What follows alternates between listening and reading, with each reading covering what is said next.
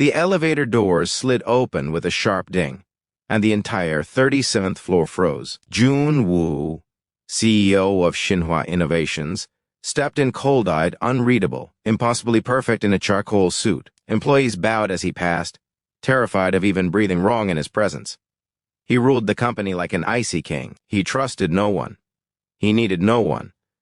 At least that's what he believed. But that morning, standing in his glass office, he felt the first crack in the mask he'd worn for 10 years. Because the new assistant walked in. Erin, the woman who didn't fear him, Erin, entered with soft steps, her file pressed tightly to her chest. She was not new to hardship. Her father was sick, her family drowning in debt. She desperately needed this job. Still, she held her shoulders straight, her eyes steady, refusing to show fear. Assistant Erin, Jun Woo said coldly. Yes, sir? You're late. I arrived 5 minutes early, she replied calmly. No trembling, no stuttering, just calm honesty. Jun Woo blinked. Nobody talked to him like that. Employees usually shook like leaves in front of him. But Erin, she simply stood there, steady as the sunrise. That was the moment he noticed her. The walls began to break. Erin worked hard, almost too hard. Late nights, early mornings, running around the building with stacks of documents. She never complained, even when exhaustion painted shadows under her eyes. One rainy evening, she nearly collapsed outside the building. Jun Woo, who had been watching her from his penthouse office window, rushed down before he could stop himself. Why didn't you take an umbrella? He asked, pulling off his jacket and placing it over her shoulders. Erin blinked in shock. The cold CEO caring? I'm fine, sir. Really? No, you're not, he said quietly. That night he drove her home. For the first time, she saw the man behind the CEO facade, a man who ate alone, lived alone, and carried invisible wounds no one asked about. Erin began to realize he wasn't cold. He was lonely. Jun Woo's secret weeks passed.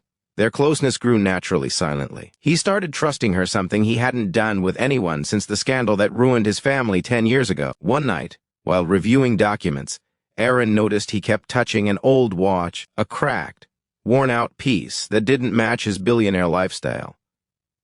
It was my father's, he admitted quietly. He trusted the wrong people, and our family lost everything.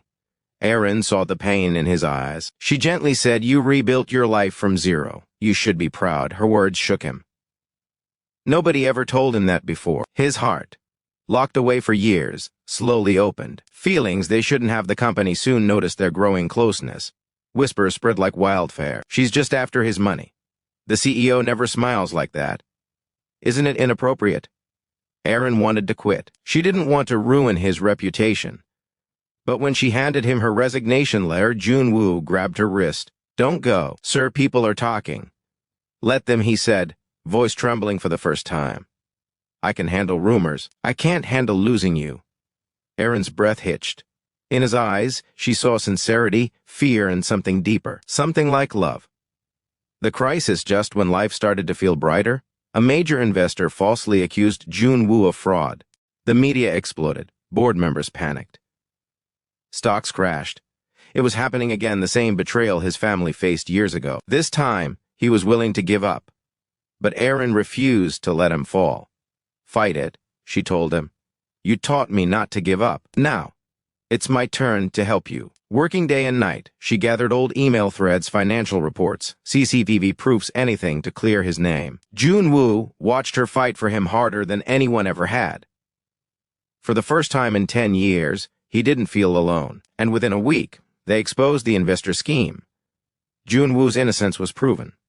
The company rose stronger than before. The confession after the storm passed. Jun Woo found Erin on the rooftop staring at the city lights. The world almost turned against you, she whispered. But you still stood tall. I wasn't alone, he replied. You stood with me when no one did.